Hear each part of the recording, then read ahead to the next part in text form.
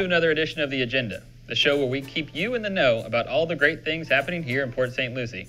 Now, Whitney, it's hard to believe, but this is already our last show of the summer. Yeah, Ben. Summer is flying by, but there are still plenty of exciting things going on and to look forward to. Well, what are we waiting for then? Let's take a look ahead. Port St. Lucie, it's time to play ball. This summer, the city is partnering with the Treasure Coast Sports Commission and the St. Lucie Mets to host Play Ball, a one-day event encouraging kids to get outside and play some baseball. Participants will be able to go out with local high school coaches in St. Lucie County and throw the ball with a radar gun, see how fast it is. They'll be able to run the bases. They'll be able to participate in a parade before the game starts. There's also going to be a DJ on site with free giveaways, face painting, and an autograph session with the St. Lucie Mets. For the grand finale, we will be trying to break the attendance record for a St. Lucie Mets game. Participants of Play Ball will get in free. The Civic Center is hosting an exciting new event this summer, the Free Friday Concert Series. This traditional festival-style event is free and open to the public at Village Square Stage. Relayer, featuring a blend of rock, pop, and dance music, is set to take the stage on July 20th. Food and a cash bar will be available, and entertainment will change monthly. These events happen rain or shine, so don't miss out.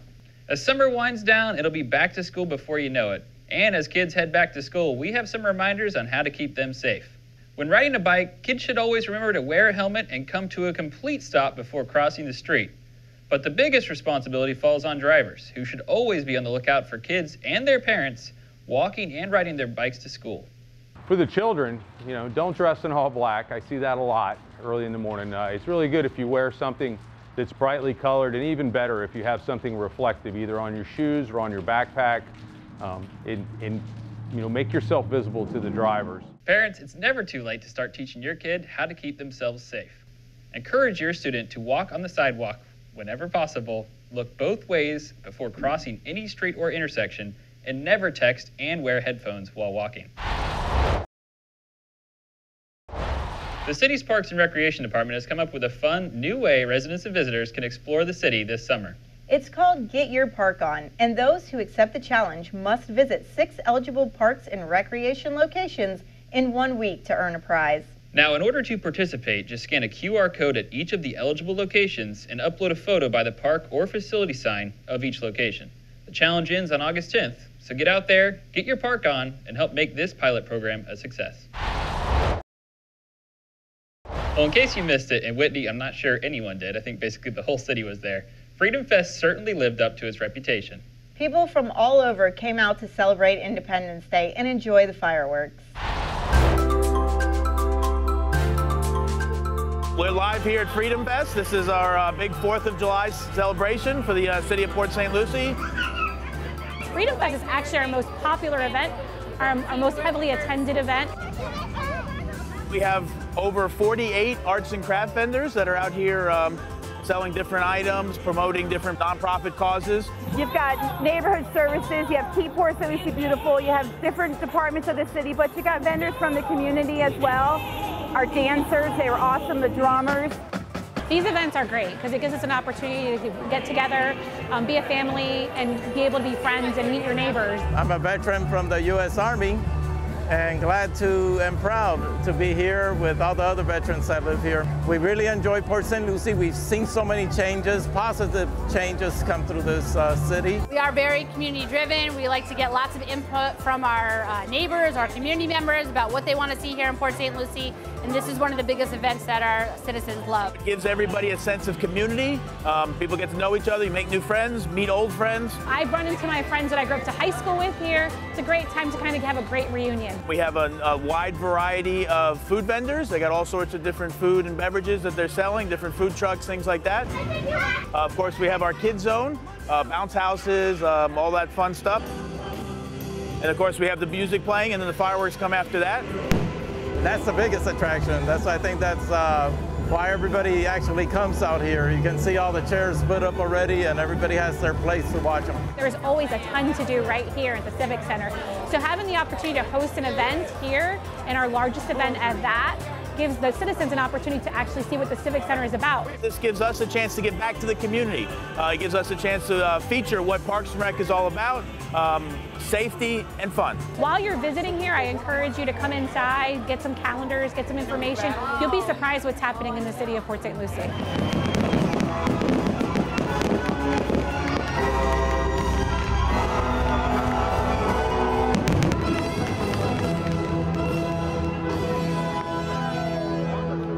Speaking of fun in the sun, the grand opening for Woodland Trails Park was also a big hit. City Council joined residents in celebrating the opening of this long-awaited and highly anticipated project. Hey PSL, it's your Mayor Greg Orvek, and we just want to welcome you to your brand new Woodland Trails Park.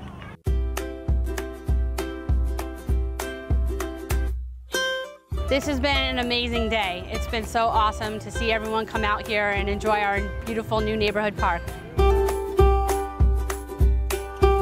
We have a large and small dog park. We have some water fountains and water fountains for the dogs as well.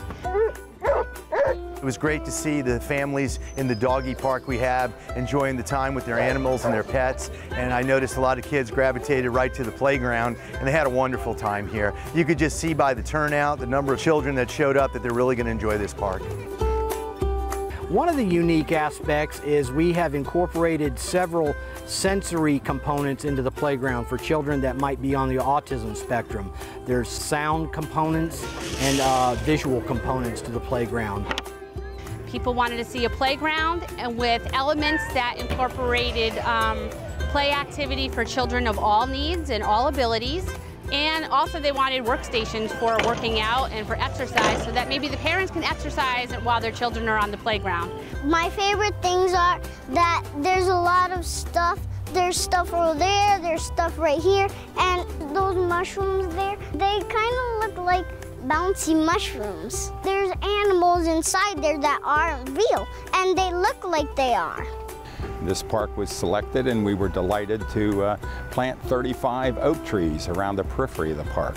Our mayor says he would like to have every citizen plant a tree, so by doing our part for our international organization, we're also helping the community. And I think we have to maintain that continuous development of parks so we don't fall back on the strategic plan. And of course, I think all the council supports a new park because it helps bring people together in those neighborhoods. So I have 3 grandchildren in Port St. Lucie, ages 3, 9, and 13. So I'm really looking forward to spending some time with them at this park. I love the soft area on the playground. And there's lots of open area where they can run around and play tag and do have all kinds of fun things. Last night I brought my guitar here and just sat and played guitar, and there was a breeze and the setting sun. It was beautiful. I'm very glad to have this park. This park was funded not through ad valorem taxes, but through the proceeds that came back to the city in the form of recycling funds. That means for every pizza box, every empty milk jug, every empty water bottle or newspaper that you throw into the green recycling bins, it comes back to the city. And the proceeds of that program came back to the city to help build this park. This makes it all worthwhile. Seeing the kids on the playground, to see people in the open space areas, see people sitting under a pavilion and having something to eat. I encourage everybody to come here and visit their new park. I just hope that all of our residents and our Woodland Trails neighbors enjoy this park for many years to come with their families.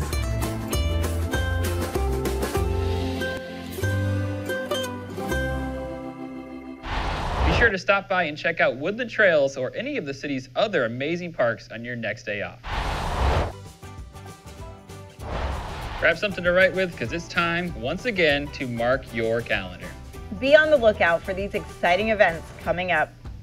City Council is hosting their annual summer retreat at the Community Center. Hear updates straight from the department directors concerning all the hottest topics like the budget, debt, as well as the latest construction updates. Council retreats are the best way to get an in-depth overview of the inner workings of the city. Join us for a night of music and fun with some of the best views Port St. Lucie has to offer. The Fort Pierce Jazz and Blues Society jams at the Gardens every other Wednesday all summer long at the Port St. Lucie Botanical Gardens. These events are open to the public for a $6 donation and $5 for members. time to show up and show out. The NPC Greater Treasure Coast Championship is back. WorkoutAmerica.tv is hosting the Building, Physique, Figure, Bikini, and Fitness Show at the Civic Center. Ticket prices vary and can be purchased at the door or online. For more information, visit the city's website. 2 princess tea parties are coming up. Participants will meet enchanting princesses at these magical events for all ages. The events feature singing, dancing, princess meet and greets, dress up, pretend tea sets, and of course, plenty of fun. A new princess stops by every month, so come on by and find out which one of your favorites is hosting this time around. And finally, on this edition of The Agenda, it's time to put the spotlight on one of Port St. Lucie's most dedicated employees. This month's employee spotlight is definitely shining extra bright on David Schoen. That's because he just won a new car. Yeah, that's right. David just won a 2017 Chevy Spark after winning something called a Hand-a-thon. It was all part of a great fundraiser for Santia's Legacy of Love Scholarship and was hosted by the Van Duzer Foundation.